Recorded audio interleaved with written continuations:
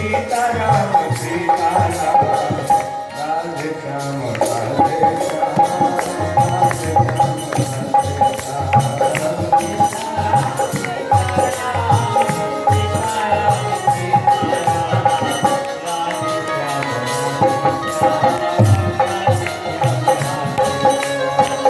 सीताराम सीताराम सीताराम सीताराम सीताराम सभी लोग बोलिए तालियां बजाइए राधे श्याम राधे श्याम राधे श्याम राधे श्याम राधे श्याम राधे श्याम सीताराम सीताराम सीताराम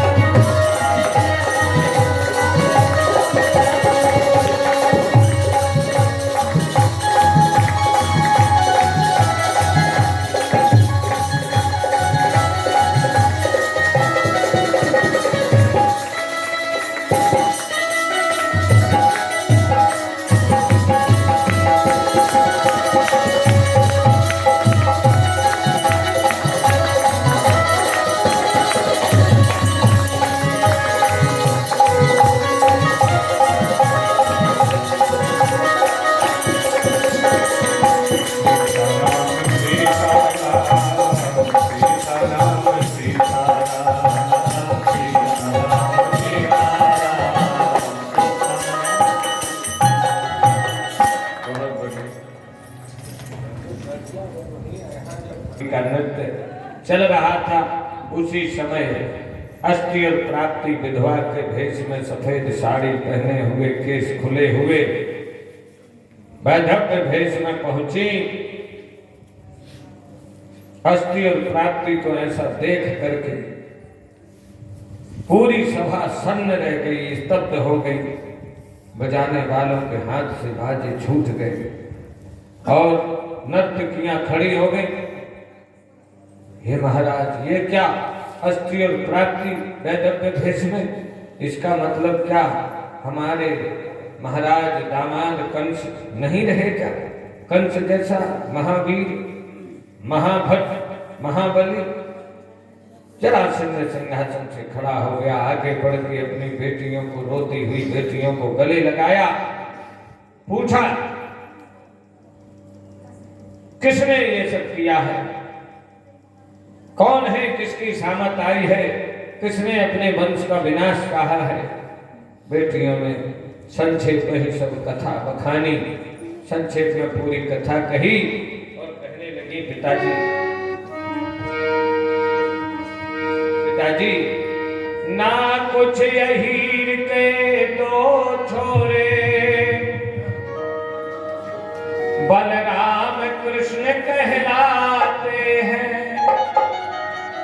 पूरी कथा सुनाई। वसुदेव देवकी ने कैसे बाबा नंद के यहाँ पहुंचाया, कैसे क्या हुआ, कैसे पूतना मरी, कैसे सब। हे पिताजी, ना कुछ यहीर के दो छोरे, बलराम कृष्ण कहलाते हैं। वो वृंदावन के भिख मंगे, मथुरा में रौब जमाते हैं।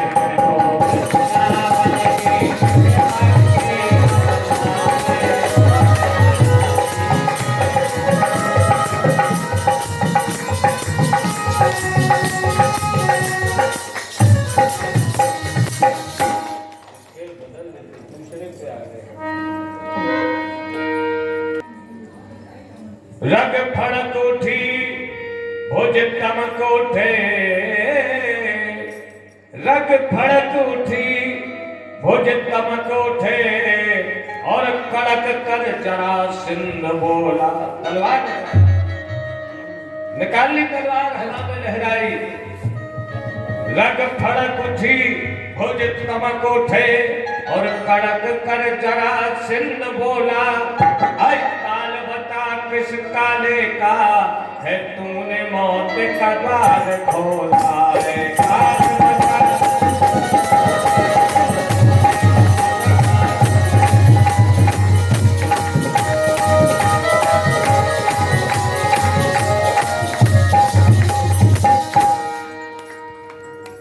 जैसे ही सज्जनों कृष्ण बलराम के बारे में जाना, भगवान से बदला लेने के लिए, अपने दामाद कंस की मृत्यु का बदला प्रतिशोध लेने के लिए जरासंध ने 23 अक्षौणी सेना ली, मथुरा के ऊपर चढ़ाई कर दी। मथुरा के गुप्तचरों ने सूचना दी, महाराज जरासंध, हे राजा उग्रसेन, महाराज जरासंध विशाल सैन्य सागर लेके इसी तरफ आ रहा है। सबने विचार किया, आपातकालीन बैठक बुलाई गई, पूछा गया कहाँ जा रहा होगा, क्या कर रहा, क्या मन में उसके विचार है। भगवान ने कहा इसमें सोचने विचारने की क्या जरूरत। मामी रोते हुए गई होंगी, मामियों ने पिता को भड़काया होगा और जरासंध हमसे बदला लेने के लिए यहाँ आया होगा। तो हमें भी अपनी सेना तैयार कर लेना चाहिए। मथुरा के सैनिकों को तुरंत बुलाया गया, जो छुट्टी पर गए थे उनकी छुट्टियां रद्द करके बिल्कुल विशेष इमरजेंसी आपातकाल लगा दिया गया। रात भर तलवारों की धारें तेज की गई, धनुष पर डोरियां चढ़ाई गई, रथ इत्यादि सब घोड़े, सैनिक, वीर महावीर, योद्धा, अतिरथी, रथी, ये सब तैयार किए गए और सेना तैयार हो गई। सज्जनों, सवेरा जब हुआ तो सेना नगर के बाहर मैदान में खड़ी है, लड़ने के लिए पड़ाव डाल दिया है। वहां से जरासंध की सेना आ गई है। दोनों सेनाओं में भारी युद्ध छिड़ गया है। इत रावण उत राम दुहाई, वहां जरासंध की दुहाई हो रही है, यहाँ श्री कृष्ण और बलराम की दुहाई हो रही है। भैया आखिरकार भगवान ने जरासंध की सेना का संहार कर दिया। दाऊ भैया ने जरासंध को हर में फांस लिया, मूसर से मारने वाले हैं। इतने में कन्हैया ने दाऊ भैया से मंत्रणा की और कहा, दाऊ भैया जरासंध को छोड़ दो। क्यों छोड़ दे? बोले ये घर जाएगा तो शांत नहीं बैठेगा, 23 अक्षौणी सेना लेके फिर आएगा। हमारा और आपका इस पृथ्वी पर आगमन हुआ है दुष्ट दुराचारियों, पापी अत्याचारियों का विनाश करने के लिए। तो इसी को छोड़ दो, ये घर जाएगा, सारा कूड़ा करकट खरपतवार इकट्ठी करके आएगा, खेतन लाशों को डाला, सब चारों से पता के ले आओ, तो लाशों डाल देंगे, सब विनाश हो जाएगा। आज के किसानों की भाषा में दृष्टांत देके समझाया। कान उड़द करे पर कहां खरपतवार खोजते फिरेंगे, यही बुलाओ। सज्जनों, दाऊ भैया को प्रस्ताव अच्छा लगा, जरासंध को छोड़ दिया। जरासंध भागा। जो जरासंध आज तक किसी से नहीं हारा, आज तक किसी से हारा ही नहीं, पहली बार उसने पराजय का स्वाद चखा है, पराजय का मुंह देखा है। जरासंध आग बबूला हो गया, घर गया, नाते रिश्तेदारों से सेना की सहायता मांगी और फिर से 23 अक्षौणी सेना लेकर फिर आ गया। ऐसे ऐसे 17 बार आया। और भगवान उसी में व्यस्त रहे होंगे, चाहते तो होंगे कि हम वृंदावन हो आए, लेकिन इतने युद्ध लड़ना पड़े भगवान को, इतना संघर्ष करना पड़ा जीवन में। श्री कृष्ण का पूरा जीवन संघर्ष करते ही करते बीता। इससे शिक्षा मिलती है कि जय जयकार उन्हीं की होती है जो संघर्ष में भी कभी हार नहीं मानते, संघर्ष में भी कभी अपना धीरज नहीं डगमगाते। कितने युद्ध करना पड़े। 18वीं बार जरासंध की यज्ञ करके ब्राह्मणों का आशीर्वाद लेके आया है। ब्राह्मणों ने यज्ञ कराया, तिलक लगाया और जरासंध से कहा विजयी भव, विजयी भव।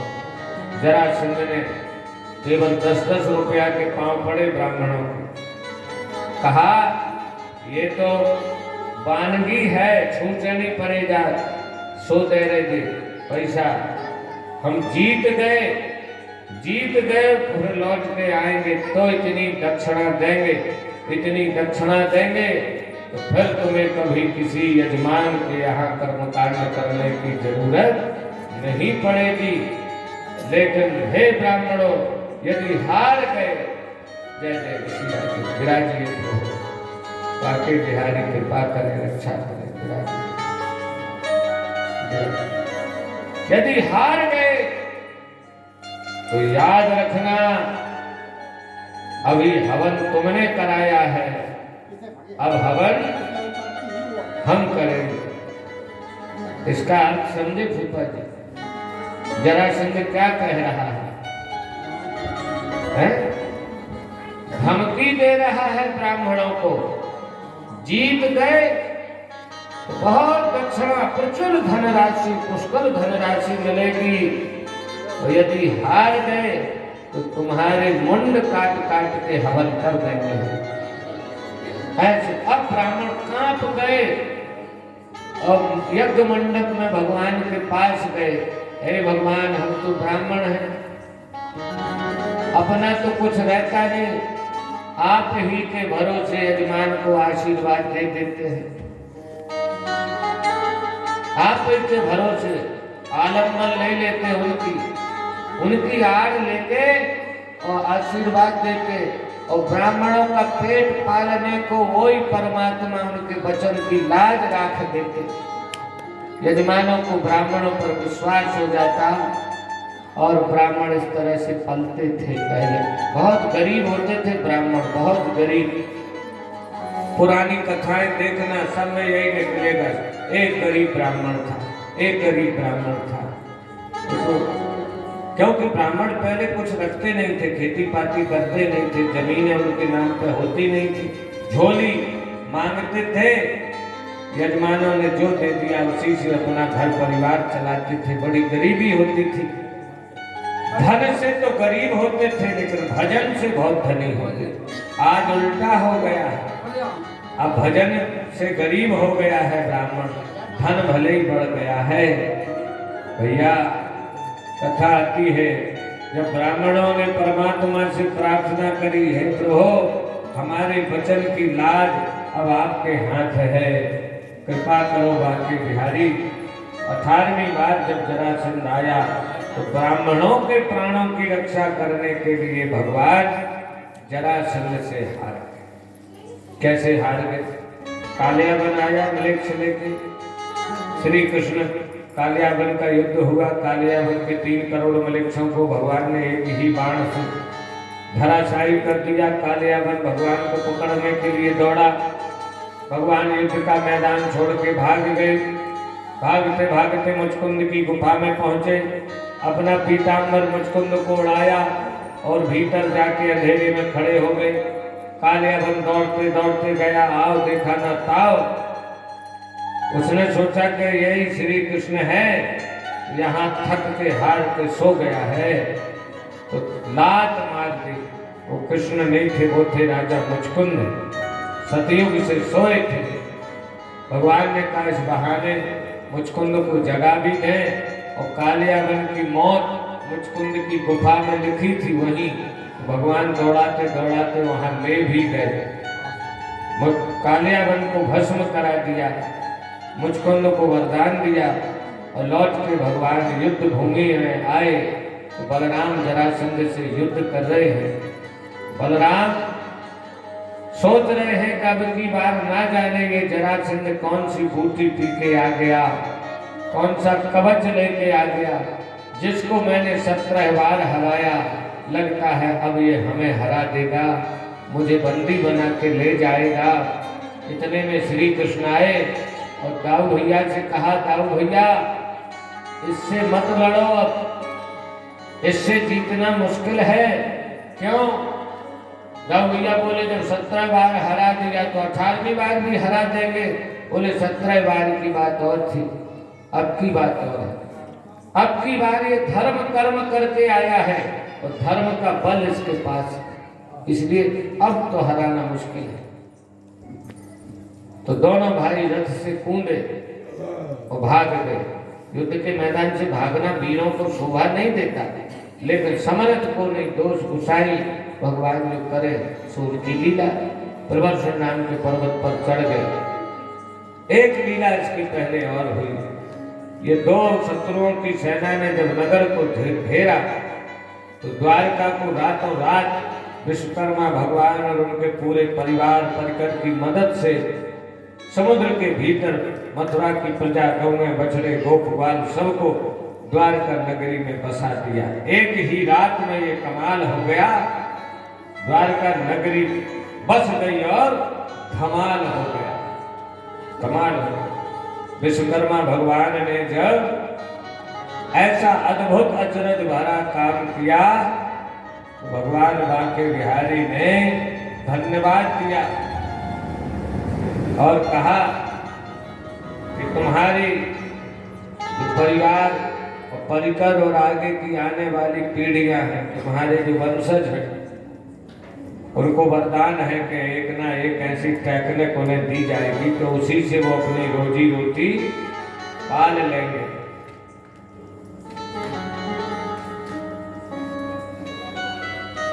द्वारका नगरी का निर्माण करके अद्भुत वैभव दिखाया, अद्भुत पराक्रम, अद्भुत भगवत्ता दिखाई। बोलो विश्वकर्मा भगवान की जय। अभी विश्वकर्मा समाज का संजाति पुराण अवार माता के प्रांगण में बैठा, यहाँ कार्ड आया था, यहाँ रखा था ठाकुर जी के पास। बड़ी अच्छी बात है, ऐसे धर्म कर्म होते रहना चाहिए। और अवार माता में तो प्राय सभी समाजों के पुराण होते रहते, सभी समाजों की धर्मशालाएं हैं और सभी समाजों की भागवतें होती रहती हैं। बोलो अवार माता धाम की जय। और बस 10-15 दिन और है, अवार माता का मेला लगने का। अपन भी बड़े भाग्यवान हैं, अवार माता के क्षेत्र में भगवान ने अपना जन्म दिया। अवार माता के दर्शन देर सवेर कभी न कभी महीना में एकाध बार हो ही जाते हैं। और आपके यहाँ की जो माता, क्या भव्य मंदिर बनाया, बढ़िया मंदिर बनाया, बढ़िया स्थापना हुई। पूरे गांव वालों को एक बार ताली बजा के धन्यवाद दीजिए। जिनका भी वहाँ अठन्नी, चुवन्नी, ढेला, रुपया 1000, 2000, 10,000 जिसका जितना लगा, एक ढेला भी लगा, एक टका भी लगा, एक अठन्नी